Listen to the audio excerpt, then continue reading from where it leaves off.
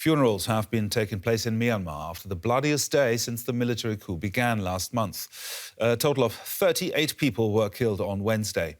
But as people gathered across the country to bury and mourn the victims, demonstrations continued, and pro-democracy protest leaders promised more. Yesterday, she was a protester. Today, a procession carries her body through the streets of Mandalay. Kyal Sin, a 19-year-old university student, was shot in the head during a protest against the military coup on Wednesday.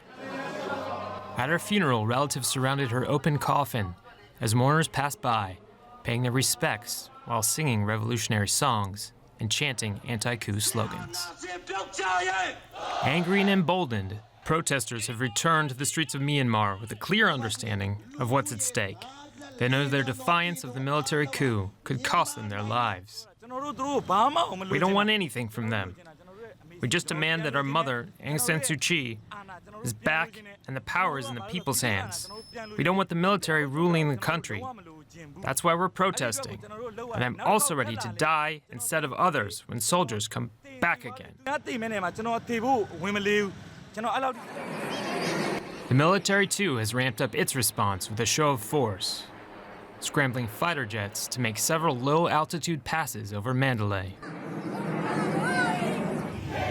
With both sides unwilling to back down, Myanmar remains on a razor's edge.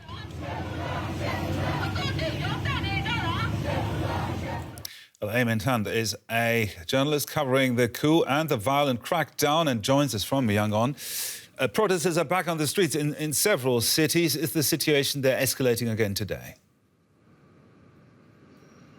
Yeah, so we haven't seen the sort of violence that we saw yesterday, today, although we do see that protesters are out with even more equipment, and the barricades that they have been constructing all week long have gotten more and more sophisticated as days have gone on. And the barricades that we're seeing today are even more fortified.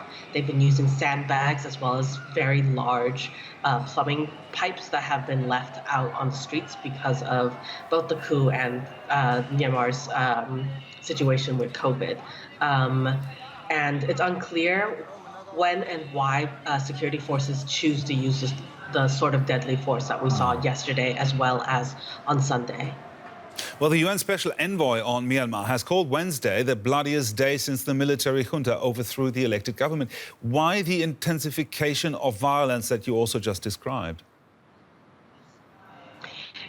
So if we look at the numbers of people being killed and where they're being killed, you can see that there's a concentration in places like Mandalay, Yangon, and Monra. And Mandalay and Monra have declared themselves self-administered cities who are not accountable to military regime. And many townships in Yangon have also declared themselves to be self-administered. And so it's quite likely that the military is focusing the majority of their force in these areas because they're the ones showing the most public and systematic resistance to military rule. Well, so far, the junta appears to be ignoring international condemnations and sanctions.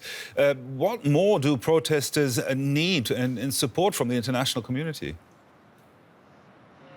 Protesters have been calling for a global arms embargo on Myanmar, as well as on all nation states around the world to not legitimize the junta by ensuring that if they are speaking with the military council, that they only speak with them in order to try and facilitate negotiations with elected governments and not work with them to, as Indonesia was proposing just 2 weeks ago, do a new election in a year.